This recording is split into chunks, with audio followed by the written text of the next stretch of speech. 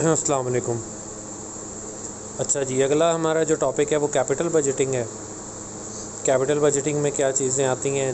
5 main चीज़ें हैं, वो हम साथ साथ डिस्कस करेंगे। कैपिटल बजटिंग के बारे में वो ये कहता है कि द अप्रेज़ल प्रोसेस है।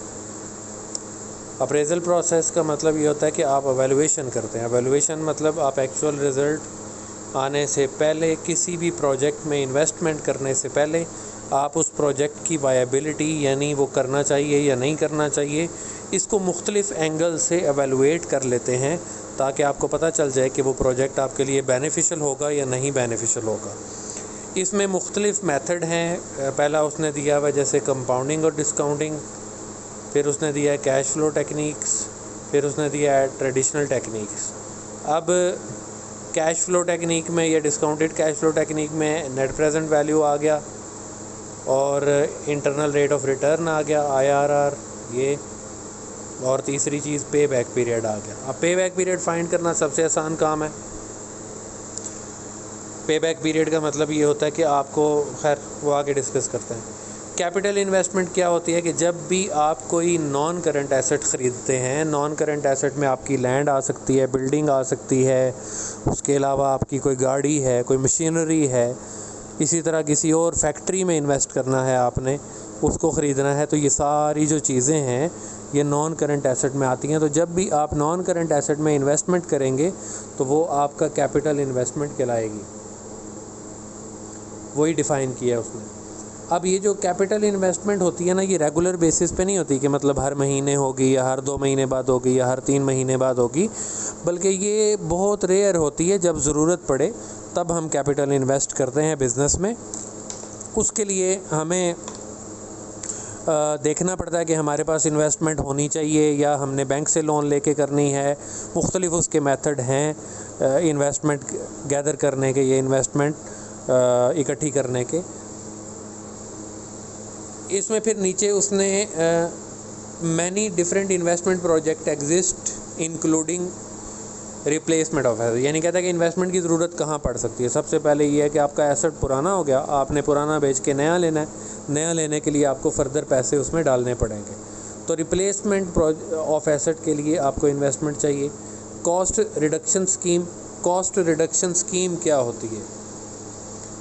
कॉस्ट रिडक्शन स्कीम ये होती है कि आप पहले प्रोडक्शन कर रहे थे लेबर के ज़रिए। कॉस्ट रिडक्शन स्कीम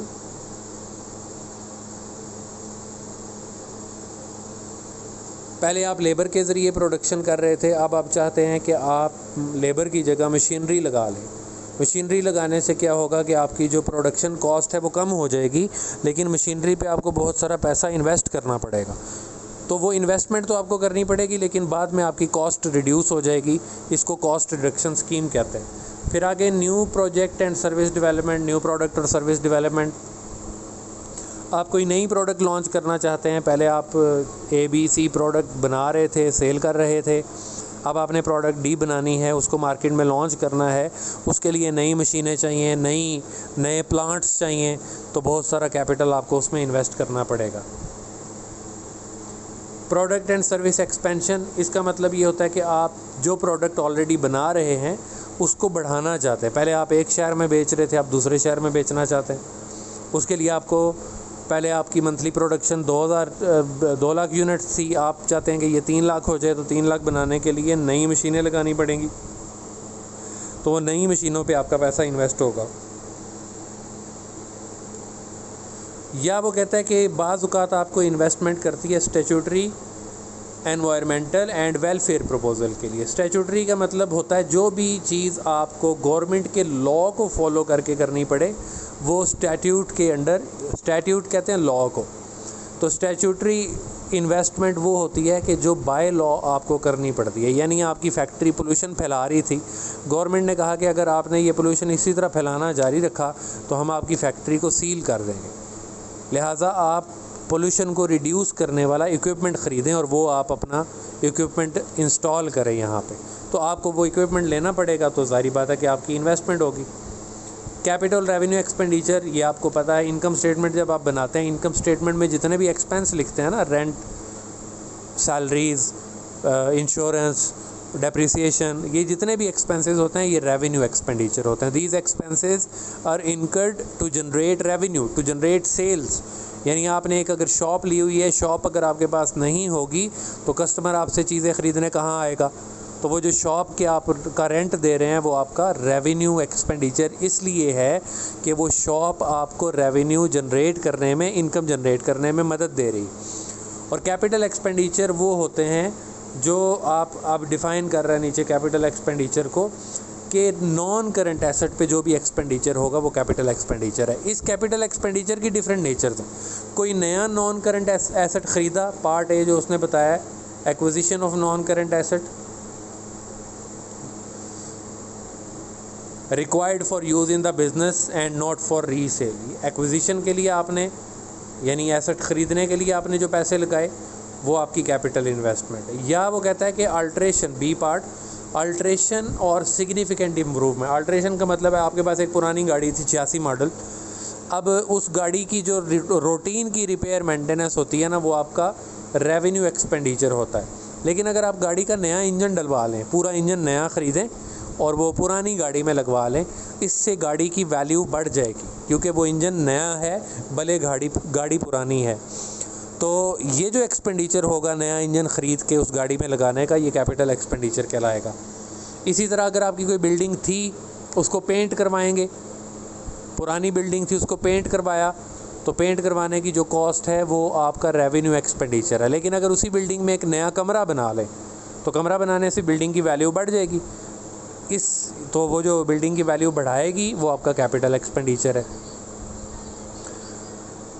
तो बाद एक्सपेंडिचर नॉन करंट पे एसेट ऐसे होते हैं जो रेवेन्यू एक्सपेंडिचर होते हैं और बाद ऐसे होते हैं जो कैपिटल एक्सपेंडिचर होते हैं। जैसे अगर आपने एक बिल्डिंग ली जो कि नई नई बनी थी लेकिन उसमें पेंट हुआ ही नहीं, जो फर्स्ट टाइम पेंट आप करवाएंगे वो कैपिटल एक्सपेंडिचर है। यानी किसी भी एसेट को ख़रीद के उसको यूज़फुल बनाने से पहले जितने भी एक्सपेंडिचर होंगे वो आपका कैपिटल एक्सपेंडिचर कहलाएगा। चाहे आप पुराना एसेट ख़रीद के उसको रिन्यू करवाएं, इस्तेमाल करने से पहले रिन्यू करवाएं, तो वो जो रिन्यूअल कॉस्ट भी होगी वो भी आपका कैपिटल एक्सपेंडिचर कहलाएगा। रेवेन्यू एक्सपेंडिचर की एग्जांपल उसने दे दी है, मैंने ये आपको पहले बता दिया है। रेवेन्यू एक्सपेंडिचर आपके जो है ना वो statement of profit and loss में एंटर होते हैं। ये लिखा हुआ है उसने कि आपकी जो इनकम स्टेटमेंट या statement of profit and loss होती है उसमें आप रेवेन्यू एक्सपेंडिचर को ऐड करते हैं, रेवेन्यू में से माइनस करते हैं और आपका प्रॉफिट आ जाता है। In practice there can be some difficulty in clearly distinguishing between, ये हमारे कोई इतना मसला।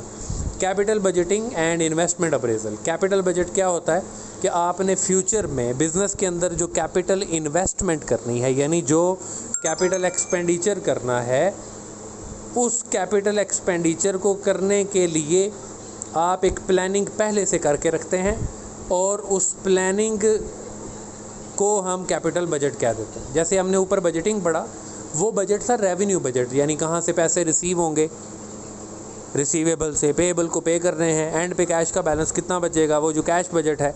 इसी तरह इनकम का बजट होता है, इसी तरह एक्सपेंसेस का बजट होता है।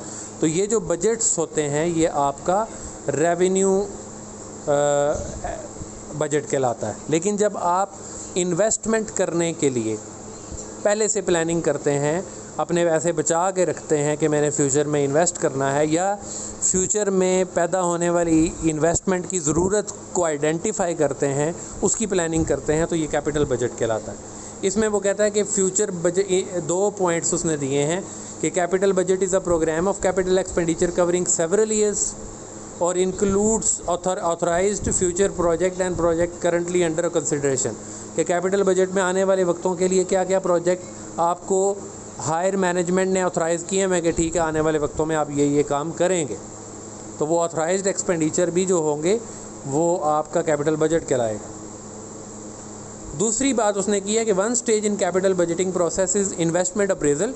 This appraisal has the following feature: estimate of future cost and benefit over the project. मतलब आप एक प्रोजेक्ट शुरू करेंगे, उस प्रोजेक्ट के लिए कितने पैसे चाहिए, ये तो कैपिटल बजटिंग होगी। अप्रेजल का मतलब है कि वो प्रोजेक्ट आपको क्या बेनिफिट देगा और उस प्रोजेक्ट के ऊपर आपकी कितनी कॉस्ट लगेगी। कॉस्ट एंड बेनिफिट एनालिसिस जो आप करेंगे ना, ये है अप्रेजल, यानी एवैल्यूएशन ऑफ दैट प्रोजेक्ट। और इसमें दूसरा पॉइंट दिया है कि assessment of level of expected return earn, वो प्रोजेक्ट आपको नेट इनकम अर्निंग कितनी देगा, ये है कैपिटल बजटिंग और capital appraisal, project appraisal.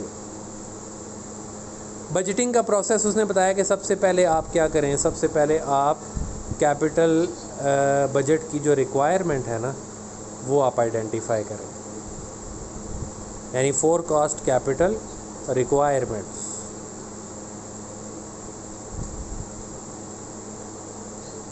Forecast capital requirement, और उसके बाद दूसरी स्टेज क्या है, आइडेंटिफाई सूटेबल प्रोजेक्ट्स।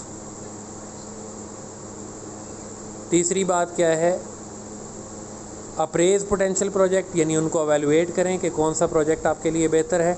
चौथी बात क्या है, select and approve the best alternative, यानी 2-3 प्रोजेक्ट आपके सामने हैं, उन सब को आपने एवेलुएट किया तो जो उसमें से बेस्ट होगा वो आप चूज़ कर लेंगे, फिर उस पर इन्वेस्टमेंट करेंगे, मेक कैपिटल इन एक्सपेंडिचर यानी इन्वेस्टमेंट, और compare actual and planned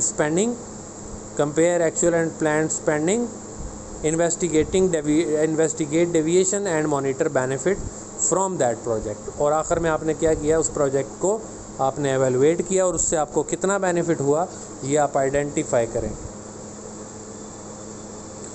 cash flows used for investment appraisal. Cash flow क्या होता है, जितना कैश आपको रिसीव होगा और जितना कैश आप पे करेंगे, कैश इन फ्लो और cash out flow.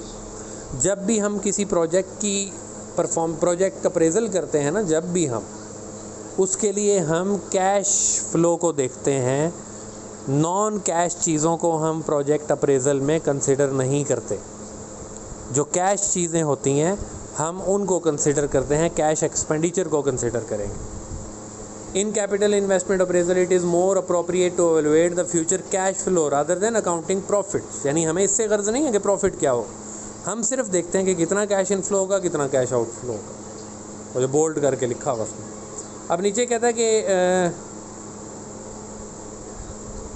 Cash and profit और वैरी, कैश और प्रॉफिट में फ़र्क क्या है। ये आपको पता है कि आप सेल्स करते हैं, रेवेन्यू जनरेट करते हैं ना, तो सेल्स कैश पे भी होती हैं, क्रेडिट पे भी होती हैं। जो कैश सेल्स हैं वो कैश फ्लो है, लेकिन जो क्रेडिट सेल्स हैं वो कैश फ्लो नहीं है, क्योंकि उसमें आपको कैश तो नहीं मिला, सेल्स हो गई हैं, इनकम आपने अर्न कर लिया, लेकिन आपको कैश फ्लो नहीं मिला। तो पहली बात उसने यहाँ पे जो लिखी है ये यही बात लिखी है कि revenue is recognised in the statement of profit और loss when it is earned, but this is not necessarily when the cash is received. बाज़ औक़ात ऐसा होता है कि आपको एडवांस कैश दे दिया कस्टमर ने, तो वो जो एडवांस कैश है वो कैश फ्लो तो है, लेकिन वो आपकी इनकम नहीं है। इनकम और चीज़ है, कैश फ्लो और चीज़ है। इनकम आपको अर्न कर ली आपने, इनकम अर्न हो जाती है जब आप अपनी सर्विसेज कस्टमर को रेंडर कर दें या आप अपनी प्रोडक्ट की ऑनरशिप कस्टमर को ट्रांसफ़र कर दें, तो आपने पैसे रिसीव किए या नहीं रिसीव किए, इनकम आपने अर्न कर ली है। अब वो कस्टमर बाउंड है कि भले फ्यूचर में पेमेंट करे, लेकिन आपको वो पेमेंट करेगा। लेकिन कैश फ्लो का मतलब ये होता है कि फ़िज़िकली एक्चुअली कैश रिसीव हो आपको। इसी तरह कॉस्ट के बारे में भी वो बात करता है कि costs are recognised in the statement of profit. Cost आपकी जो होती है, फॉर एग्जांपल आपने रेंट 30 तारीख को ड्यू हो गया, तो आपने अपनी बुक्स में, अपनी इनकम स्टेटमेंट में लिख दिया कि हमारा रेंट एक्सपेंस हो चुका है। एक्सपेंस हो चुका और बात है, और एक्सपेंस की पेमेंट अलग बात है। तो ज़रूरी नहीं है कि एक एक्सपेंस आपका हो जाए तो आप उसकी पेमेंट भी करते हैं। तो कैश फ्लो का ताल्लुक़ है पेमेंट के साथ। एक्सपेंस के होने ना होने, इनकम के होने या ना होने से कैश फ्लो का तो कोई ताल्लुक़ नहीं है। कैश फ्लो का ताल्लुक़ है पैसे कितने रिसीव किए, कितने पे किए, चाहे वो फ्यूचर के हों, चाहे वो पास्ट के पैसे अभी आपने रिसीव किए, ये मैटर नहीं करता। इसी तरह इनकम स्टेटमेंट में बहुत सारे ऐसे भी एक्सपेंसेस हम लिखते हैं जिनके बदले में हम एक्चुअली कैश पे नहीं करते। फॉर एग्ज़ाम्पल डेप्रिसिएशन आपका एक ऐसा एक्सपेंस है जो नॉन कैश एक्सपेंस है, वो आपके प्रॉफिट को तो अफेक्ट करेगा, लेकिन क्योंकि वो नॉन कैश एक्सपेंस है इसलिए वो आपकी कैश फ्लो को अफेक्ट नहीं करता। और जब हम नॉन करंट एसेट परचेज़ करते हैं ना, purchase of non current asset है, इसको ये कैश आउटफ्लो तो है। जब परचेज़ करेंगे ज़ाहिर बात है नॉन करंट एसेट, तो उसके बदले में हम लाखों रुपए पे करते हैं सप्लायर को, मशीनरी जब हम परचेज़ करते हैं। लेकिन इस मशीनरी को, इसकी कॉस्ट को, कैपिटल इन्वेस्टमेंट को हम इनकम स्टेटमेंट में नहीं लिखते। जब हम इनकम स्टेटमेंट में नहीं लिखते तो वो प्रॉफिट को अफेक्ट नहीं करती, लेकिन वो हमारे कैश को अफेक्ट करेगी। तो ये फ़र्क है प्रॉफिट में और कैश फ्लो में। आगे वो कहता है सेल ऑफ, इसी तरह नॉन करंट एसेट सेल कर ले, तो नॉन करंट एसेट को सेल करना आपकी इनकम नहीं है, वो कैश फ्लो ज़रूर है। आपने कोई मशीनरी उठा के बेच दी जिसका आप बिज़नेस नहीं कर रहे। अगर तो आपने लैपटॉप का आप कारोबार कर रहे हैं, यानी आपकी लैपटॉप की शॉप है, फिर लैपटॉप बेचना आपके लिए इनकम है। लेकिन अगर आप बिज़नेस कोई और चीज़ कर रहे हैं, आपका एक पुराना लैपटॉप था जब आप अपना अकाउंटिंग रिकॉर्ड मेंटेन करने के लिए उसको यूज़ करते थे, वो लैपटॉप उठा के आपने बेच दिया, तो ये जो सेल किया आपने, पैसे उससे लिए, रिसीव किए, ये आपकी इनकम नहीं है, ये कैश फ्लो है, कैश इनफ्लो। और इसी तरह कुछ ट्रांजैक्शन ऐसी होती हैं जो फाइनेंसिंग ट्रांजैक्शन है। जैसे आपने कोई लोन लिया हुआ था, लोन वापस किया, तो लोन का वापस करना आपका एक्सपेंस नहीं है, बल्कि आपने तो एक लाइबिलिटी पे ऑफ की है। तो जब आप लाइबिलिटी पे ऑफ करते हैं तो वो आपके कैश फ्लो को तो अफेक्ट करती है, लेकिन प्रॉफिट को बिल्कुल भी अफेक्ट नहीं करती। तो ये 5-6 डिफरेंसेस हैं प्रॉफिट में और कैश फ्लो में, ये ज़रूरी हैं कि आपको जहन में रहें। When appraising a possible capital investment, it is necessary to use the actual cash flow in and out of the business rather than profit, as profit are subjective and cannot be spent। मतलब profit तो आपको बाज़ औक़ात profit 10 lakh हो गया, लेकिन उसमें बहुत सारी सेल आपकी क्रेडिट सेल थी, वो पैसे अभी तक मिले ही नहीं, तो पैसे तो आपके पास 10 लाख नहीं पड़े हुए ना। या अगर प्रॉफिट 10 लाख हो गया, कुछ पुराने पैसे पड़े हुए थे, कुछ एडवांस मिल गए, तो पैसे 10 लाख से ज़्यादा पड़े हुए हैं। इसलिए आपके पास स्पेंड करने के लिए, कैपिटल इन्वेस्टमेंट करने के लिए कितनी अमाउंट पड़ी हुई है, ये आप प्रॉफिट से जज नहीं कर सकते, बल्कि इसके लिए आपको इसके लिए आपको देखना पड़ेगा कैश फ्लो, कैश इनफ्लो और cash outflow. Cash flow that are appraised should be relevant to the project. जब आप प्रोजेक्ट को अप्रेज करते हैं ना, यानी उसको एवेलुएट करते हैं, तो वो हमेशा प्रोजेक्ट स्टार्ट करने से पहले करते हैं। तो आप सिर्फ उस प्रोजेक्ट से रेलेवेंट जो कैश फ्लो होंगे, कैश इनफ्लो और कैश आउटफ्लो, उनको सामने रख के प्रोजेक्ट की एवेलुएशन करेंगे। जो कैश इनफ्लोज और आउटफ्लोज उस प्रोजेक्ट के साथ रिलेट नहीं करते, ऐसे कैश फ्लोज को आप बिल्कुल भी कंसिडर नहीं करेंगे। इसलिए वो कहता है कि आपने रेलेवेंट कैश फ्लोज को कंसिडर करना है, नॉन रेलेवेंट कैश फ्लोज आप कंसिडर नहीं करेंगे। अब ये रेलेवेंट कैश फ्लोज क्या होते हैं, इसके कुछ करैक्टरिस्टिक हैं। हर वो कैश फ्लो, यानी जो रेलेवेंट कैश फ्लो होगा ना, वो फ्यूचर में पे किया जाएगा। जो कॉस्ट आप पास्ट में पे कर चुके, यानी प्रोजेक्ट शुरू होने से पहले पे कर चुके, उस कॉस्ट का प्रोजेक्ट के साथ कोई ताल्लुक़ नहीं है, क्योंकि आपने पहले कॉस्ट स्पेंड की, प्रोजेक्ट बाद में शुरू किया। ऐसी कॉस्ट को हम संक कॉस्ट कहते हैं, वो पास्ट में पे होती है। प्रोजेक्ट आप स्टार्ट करें या ना करें, वो कॉस्ट आपकी डूब गई, यानी वो पैसा लग गया। मिसाल इसकी ये है, आपने एक फैक्ट्री की बिल्डिंग ख़रीदनी थी, वो आपको पसंद आ गई, आपने बयाना दे दिया, फॉर एग्ज़ाम्पल 3 लाख रुपए बयाना दे दिया। मार्केट का रूल ये है कि अगर आप डील कैंसिल करें प्रॉपर्टी में, तो आपका बयाना वापस नहीं मिलता, वो ज़ब्त हो जाता है। बाद में आपको पता चला कि यार ये बिल्डिंग ख़रीदने के जो टोटल पैसे हैं मेरे पास, तो ये तो जमा ही नहीं होंगे, आपने डील कैंसिल कर दिया, वो 3 लाख रुपए जो आपने बयाना दिया हुआ था ना, वो ज़ाया हो गया। आप प्रोजेक्ट के साथ रिलेटेड तो नहीं है, प्रोजेक्ट शुरू करते या ना करते, वो 3 लाख इररेलेवेंट है। वो 3 लाख आपकी पास्ट में पे हुआ था, वो चाहे वो रेवेन्यू हो चाहे वो कॉस्ट हो, जो भी पास्ट में प्रोजेक्ट शुरू करने से पहले रेवेन्यू अर्न हो चुका है या कॉस्ट पे की जा चुकी है, वो प्रोजेक्ट से रेलेवेंट नहीं होती। इसलिए वो कहता है कि रेलेवेंट कॉस्ट जो होती है वो फ्यूचर में पे की जाती है। दूसरी बात वो ये कर रहा है कि हम सिर्फ कैश फ्लोज को देखते हैं, जैसे अभी पहले भी डिस्कस किया। जो नॉन कैश एक्सपेंसेस किसी भी प्रोजेक्ट के साथ रिलेट करें या नॉन कैश बेनिफिट किसी प्रोजेक्ट के साथ रिलेट करें, हम उनको प्रोजेक्ट अप्रेजल में या इन्वेस्टमेंट अप्रेजल में इंक्लूड नहीं करते। और तीसरी बात उसने की है इंक्रीमेंटल कॉस्ट और रेवेन्यू। मिसाल के तौर पे आप एक बिल्डिंग लेके उसमें 2 प्रोडक्ट्स बना रहे थे फैक्ट्री में, और उस बिल्डिंग का रेंट आप पे कर रहे थे 1 लाख रुपए माहाना। आपने एक तीसरी प्रोडक्ट शुरू की बनानी, लेकिन आपको बिल्डिंग में नई बिल्डिंग नहीं ख़रीदनी पड़ी, वो तीसरी प्रोडक्ट भी आपने उसी एग्जिस्टिंग बिल्डिंग में ही बनाई। रेंट 1 लाख पे कर रहे थे, अब भी 1 लाख पे कर रहे हैं। तो ये जो रेंट है ना, ये प्रोडक्ट सी के साथ रेलेवेंट नहीं है। रेलेवेंट क्यों नहीं है कि प्रोडक्ट सी प्रोड्यूस करने की वजह से आपके रेंट में कोई इंक्रीज़ नहीं आया, इंक्रीमेंट नहीं आया। तो अगर कोई कॉस्ट इंक्रीमेंटल ना हो, यानी एक प्रोजेक्ट शुरू करने की वजह से किसी एग्जिस्टिंग कॉस्ट में इंक्रीज़ ना आए, तो वो कॉस्ट रेलेवेंट नहीं होती।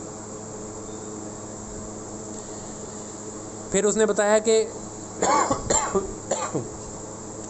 डिफरेंशियल कॉस्ट होनी चाहिए। डिफरेंशियल कॉस्ट है कि आपने एक नई प्रोजेक्ट शुरू किया नया, उससे पहले अगर कॉस्ट 10 लाख लग रही थी, अब 12 लाख लग रही है, तो ये 2 लाख का डिफरेंस आ गया। ये 2 लाख जो है ना, ये नए प्रोजेक्ट के साथ रेलेवेंट है। इसी तरह रेवेन्यू भी। फिर एक चीज़ होती है opportunity cost. Opportunity cost relevant तब होती है कि आपके पास 1 करोड़ रुपया पड़ा हुआ है, वो 2 प्रोजेक्ट में आप इन्वेस्ट कर सकते थे, प्रोजेक्ट ए में और बी में। प्रोजेक्ट बी में इन्वेस्ट करते तो आपको माहाना 30 लाख का प्रॉफिट होता, या 3 लाख का प्रॉफिट कह लो, 30 लाख तो बहुत ज़्यादा हो जाता। आपने प्रोजेक्ट बी में इन्वेस्ट नहीं किया, प्रोजेक्ट ए में इन्वेस्ट कर दिया, तो ये जो प्रोजेक्ट बी का आपने प्रॉफिट लूज़ किया है ना, ये आपकी अपॉर्चुनिटी कॉस्ट। तो ये भी रेलेवेंट होती है बाज़ औक़ात, हमेशा नहीं होती, बाज़ औक़ात होती है।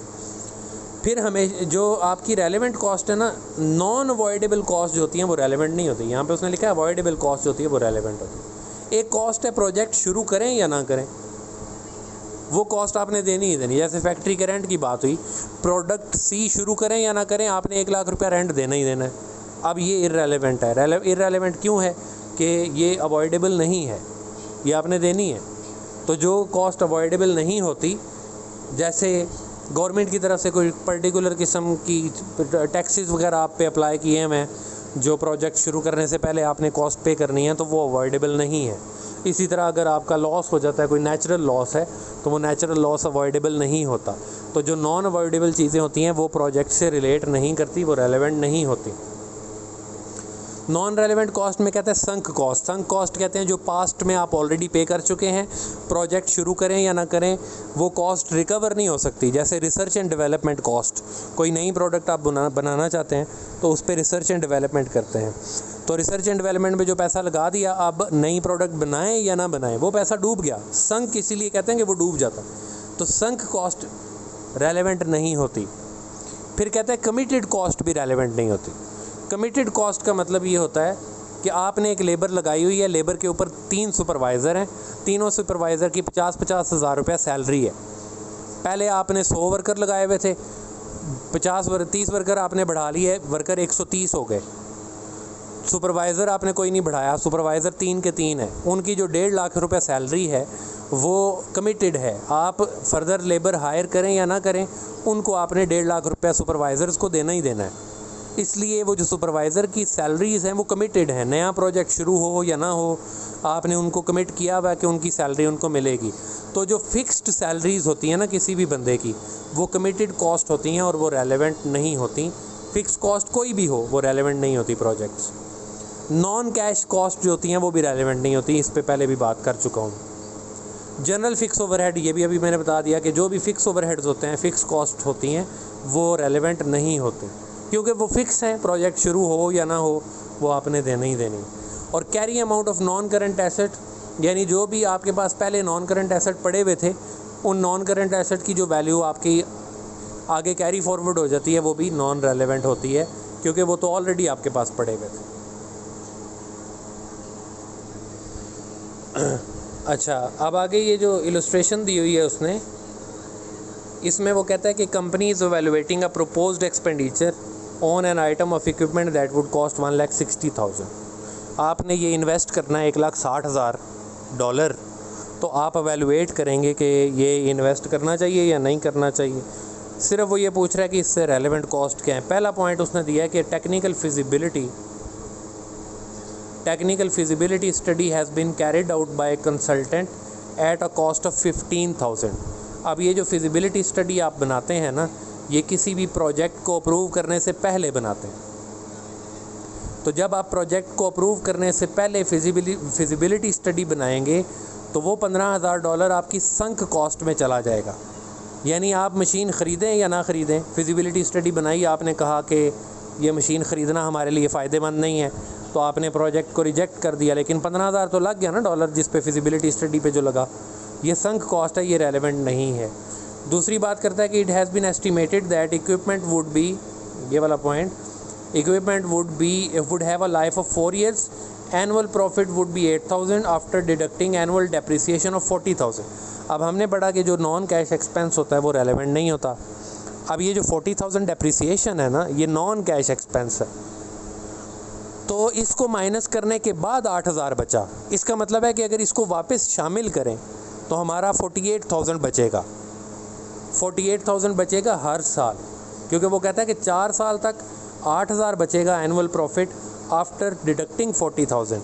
तो क्योंकि ये जो 40,000 है ये नॉन कैश एक्सपेंस है, तो अगर हम प्रॉफिट से कैश फ्लो की अमाउंट कैलकुलेट करना चाहते हैं तो हम प्रॉफिट में नॉन कैश एक्सपेंसेस को वापस ऐड कर देते हैं। तो प्रॉफिट 8,000 है जैसा कि उसने यहाँ लिखा हुआ है, और 40,000 की डेप्रिसिएशन है, ये वापस ऐड हो जाएगी, टोटल 48,000 हो जाएगा। इसी तरह वो कहता है कि ये जो 25,000 फिक्स कॉस्ट है ना, ये भी आपने माइनस की हुई है, तो इसको भी वापस ऐड कर लेंगे, क्योंकि फ़िक्स कॉस्ट भी हमारा नॉन रेलेवेंट कॉस्ट होती है। अभी हमने ऊपर पॉइंट पढ़ा, तो 8,000 में 40,000 भी ऐड हो जाएगा और ये 25,000 भी ऐड हो जाएगा, तो 65 ये दोनों हो गए, 8 वो है, तो ये 73,000 आपका जो है ना, ये असल में कैश इनफ्लो है। ठीक है, ये कैश इनफ्लो है। नीचे वो कहता है कि what are the relevant cash flows, तो नीचे उसने इसका सोल्यूशन भी दिया हुआ है कि 1,60,000 to be spend on new item. जब स्पेंड करेंगे तो ये कैश आउट फ्लो होगा। फिजिबिलिटी स्टडी पे 15,000 जो लगाया वो कहता है संक कॉस्ट है, ये उसने जो पॉइंट दिया है फिजिबिलिटी स्टडी वाला, ये संक कॉस्ट है, मैंने पहले ही आपको बता दिया। Depreciation and apportion fix overhead are not relevant, ये भी मैंने आपको बता दिया, इसलिए ये चीज़ें नॉन कैश नॉन रेलेवेंट है। और आगे वो कहता है कि कैश फ्लो क्या है, ये 73,000 की फ़िगर मैंने आपको फाइंड करके बताई कि कैसे किया। 8,000 तो प्रॉफिट था, 40,000 नॉन कैश एक्सपेंस वापस ऐड किया, 25,000 फिक्स कॉस्ट वो भी रेलेवेंट नहीं है तो उसको भी वापस ऐड किया, तो कैश फ्लो हमारा 73,000 आ गया। ये है कैश इन फ्लो, यही फाइंड करना था हमने।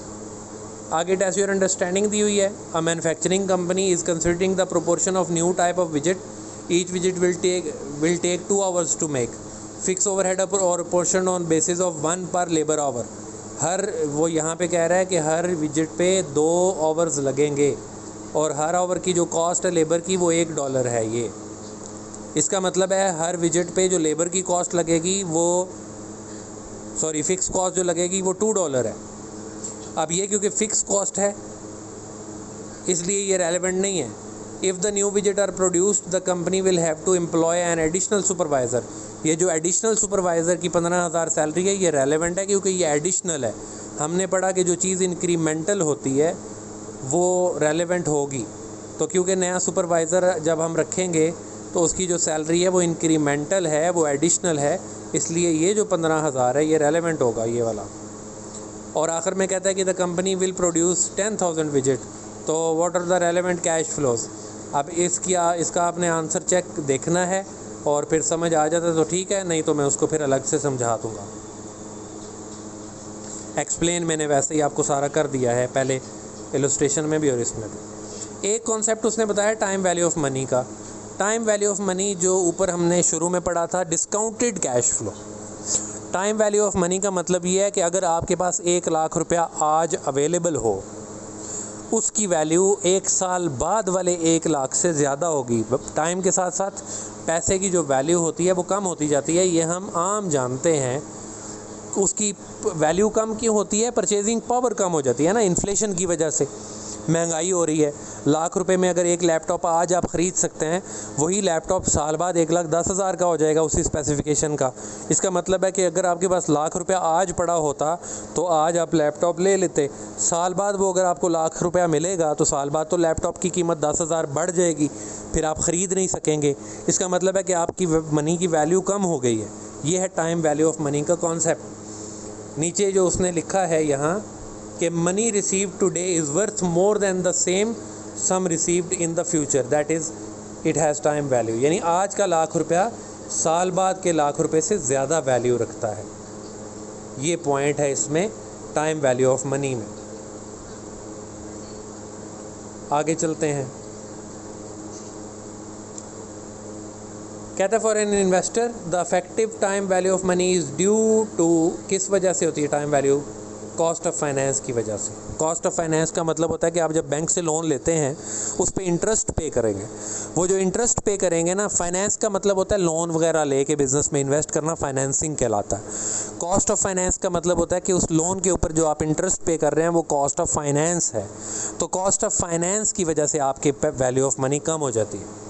मतलब अगर लाख रुपया आपके पास आप भी पड़ा होता, वो किसी को आप कर्जे के तौर पे दे देते, वो आपको उस पर इंटरेस्ट दे देता, तो आपकी आप उस पर अर्निंग कर लेते, तो वैल्यू ऑफ मनी बढ़ जाती।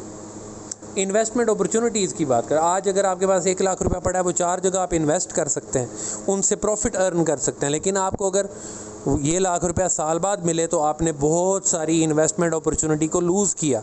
इस वजह से भी वैल्यू ऑफ मनी पे फ़र्क पड़ता है।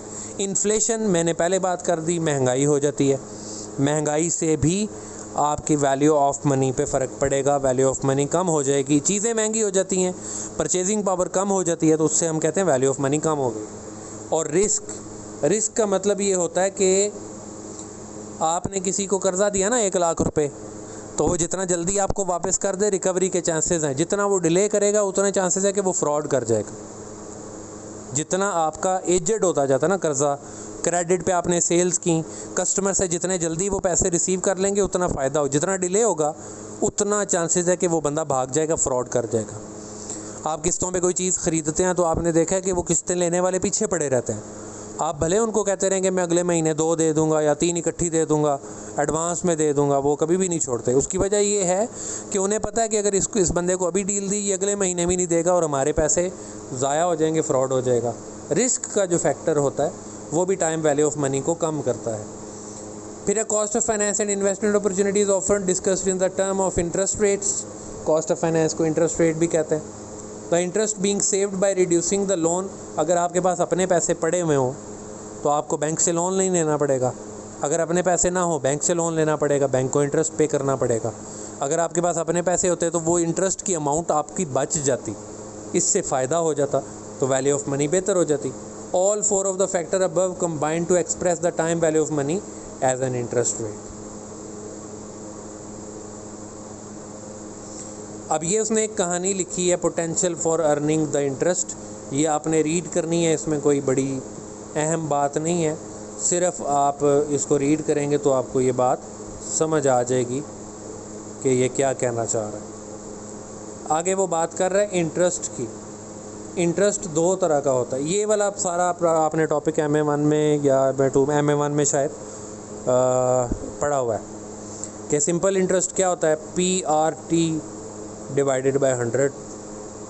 यहाँ पे XRN कह रहा है, बात वही है, X उसने प्रिंसिपल अमाउंट ले लिया। आप पेपर में PRT लिखें, XRN लिखें, आपके MCQs हैं, फ़र्क ही नहीं पड़ता। आप P का मतलब होता है प्रिंसिपल अमाउंट, यानी जो आप अभी आज इन्वेस्ट कर रहे हैं। R का मतलब होता है रेट ऑफ इंटरेस्ट, और N या T का मतलब होता है कि टाइम, जितने टाइम के लिए आपने वो पैसा इन्वेस्ट किया या सेव किया। तो आप PRT डिवाइडेड बाय 100 करेंगे, वो आ जाएगी अमाउंट ऑफ इंटरेस्ट। ये जो उसने नीचे फार्मूला लिखा है ना V, इस V को आम तौर पे आप आगे आप पढ़ेंगे, वो लिखता है FV। FV का मतलब होता है फ्यूचर वैल्यू। FV होती है PV प्लस इंटरेस्ट। और सिंपल इंटरेस्ट का जो फार्मूला होता है ना I का, सिंपल इंटरेस्ट का, वो होता है PRT या PRN या XRN divided by 100। Divided by 100 करें ना करें, ये जो R है ना, R परसेंटेज में होगा। इसलिए वो डिवाइडेड बाय 100 हम फार्मूला में लगा देते हैं, ना भी लगाएं तो फ़र्क नहीं पड़ता। तो हम जब फ्यूचर वैल्यू फाइंड करते हैं तो हम प्रेजेंट वैल्यू में PV में हम इंटरेस्ट ऐड कर देते हैं। इसलिए अगर आप देखें तो उसने यहाँ पे जो V फाइंड किया ना फ्यूचर वैल्यू, इसने X यानी PV में इंटरेस्ट का फार्मूला लगा के ऐड कर ली। तो इंटरेस्ट का फार्मूला XRN लगाएं, PRN लगाएं, PRT लगाएं, उससे कोई फ़र्क नहीं पड़ता। नीचे उन सबको वो एक्सप्लेन कर रहा है कि ये क्या क्या चीज़ें हैं। जैसे वो कहता है कि आपने 100 रुपीज़ आज इन्वेस्ट किए 6 मंथ्स के लिए, इंटरेस्ट रेट 10% पर एनम है, कैलकुलेट 6 महीने का इंटरेस्ट फाइंड करें। ये जो 10% रेट है ना, ये है पूरे साल का। आपका जो अर्निंग है वो मंथली हो रही है, तो पहले तो आप करेंगे कि 10% को डिवाइड बाय 12 करेंगे ताकि आपके पास मंथली इंटरेस्ट रेट आ जाए। जब आपने कैलकुलेट इंटरेस्ट की मंथ्स की बेसिस पे करनी है तो आप इंटरेस्ट का रेट भी मंथली कैलकुलेट करेंगे। जब आपको पर एनम दिया होगा इंटरेस्ट रेट तो उसको 12 पे डिवाइड करेंगे तो आपका पर मंथ इंटरेस्ट रेट आ जाएगा। नीचे अगर आप देखेंगे तो उसने ऐसा ही किया है कि ये जो उसने लगाया ना फार्मूला कि आप यहाँ पे R देखो, R उसने यूज़ किया है 0.1 का मतलब है 10% का फाइंड करके तो 6 महीने का निकालने के लिए 6/12 कर लिया उसने। यानी 10% कैलकुलेट करके 6/12 कर लें, या 10 को 12 पे डिवाइड करके जो इंटरेस्ट रेट आए उसको 100 से मल्टीप्लाई करें और एक दफ़ा 6 से मल्टीप्लाई कर दें, 6 महीने का इंटरेस्ट आ जाए। तो असल बात यह है कि आपको 6 महीने का इंटरेस्ट चाहिए, वो जिस तरीके से मर्ज़ी कैलकुलेट कर लें। तो वो कहता है कि आपकी फ्यूचर वैल्यू 100 रुपये अगर आप इन्वेस्ट करेंगे तो ये 6 महीने में $105 हो जाएगा। उसमें $5 का इंटरेस्ट आप अर्न कर लेंगे, उसकी वजह से उसकी जो वैल्यू है $105 हो जाएगी। फिर दूसरा होता है कंपाउंड इंटरेस्ट। सिंपल इंटरेस्ट का मतलब क्या है ये भी याद रखें, समझ लें कि सिंपल इंटरेस्ट वो होता है कि अगर आपने 1000 रुपया इन्वेस्ट किया, 10% इंटरेस्ट है तो 1000 रुपये में 10% बनता है 100 रुपये। हर साल आपको 100 रुपये 100 रुपये 100 रुपये 100 रुपये मिलेगा। ये होता है सिंपल इंटरेस्ट। MA2 में MA1 में पढ़ा हुआ आपने।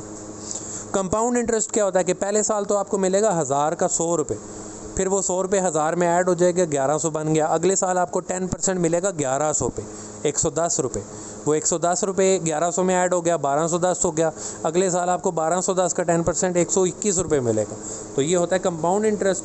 इसका फार्मूला भी है, फार्मूला इसका आप याद कर लें। वो यहाँ पे जो उसने ये तरीक़ाकार किया हुआ है ना, ये हम नहीं करेंगे, हम फार्मूला वाला मेथड यूज़ करेंगे। ये तरीका नहीं है ठीक, ये लंबा मेथड है। फार्मूला इसका क्या है ये भी देख लें कि कंपाउंड इंटरेस्ट में आपकी फ्यूचर वैल्यू जो निकलती है ना, फ्यूचर वैल्यू का फार्मूला आपका principal future value is equal to present value, PV कह लें या वैल्यू कह लें, इनटू 1 + R रेट है, और raise to power n, n का मतलब क्या है, वो जो आपका नंबर ऑफ पीरियड है, टाइम है, वो टाइम आपका 2 साल है, 3 साल है, 4 साल है, वो n है। दोबारा लिखता हूँ फार्मूला कि future value is equal to present value into 1 + R raise to power n। ठीक है, ये आप इसको याद कर लें। नीचे कहीं लिखा भी होगा उसने फार्मूला, ये लिखा भी होगा V is equal to X। जैसे वही बार बार X यूज़ कर रहा है, X को आप PV कहें, X कहें, V कहें, कोई बात, उससे फ़र्क नहीं पड़ता। लेकिन ज़्यादा बेहतर ये होता है क्योंकि अगली बुक्स जब आप F5 और F9 पढ़ेंगे ना, तो उसमें वो फ्यूचर वैल्यू और प्रेजेंट वैल्यू यानी FV और PV यूज़ करता है। तो आप एक X की जगह FV यूज़ करें, प्रेजेंट वैल्यू यूज़ करें, और V की जगह आप फ्यूचर वैल्यू यूज़ करें। तो वो आपको F5 में और F9 में फिर ये दोबारा से कन्फ्यूजन क्रिएट नहीं होगी कि ये तो हमने पढ़ा ही नहीं है, कोई नया फार्मूला आ गया। फार्मूला वही है, लेकिन वहाँ पे FV और PV यूज़ करेगा तो आप बेहतर है कि इसी चीज़ को याद रखें। एग्ज़ामिनर को इससे कोई गर्ज नहीं है कि आप V और X यूज़ कर रहे हैं और FV या PV यूज़ कर रहे हैं। लेकिन बुक में क्योंकि आगे जाके वो PV और FV लिखा होगा, इसलिए बेहतर है कि आप यही टर्म्स याद रखें। तो ये कंपाउंड इंटरेस्ट का फॉर्मूला है, इसके क्वेश्चंस आगे दिए हुए हैं। क्योंकि ये टॉपिक आपने किया हुआ है, इसलिए ये जो टेस्ट ऑन अंडरस्टैंडिंग 3 तक है ये आपने कर लेना है, और इसमें अगर कोई प्रॉब्लम आती है तो वो डिस्कस कर लें।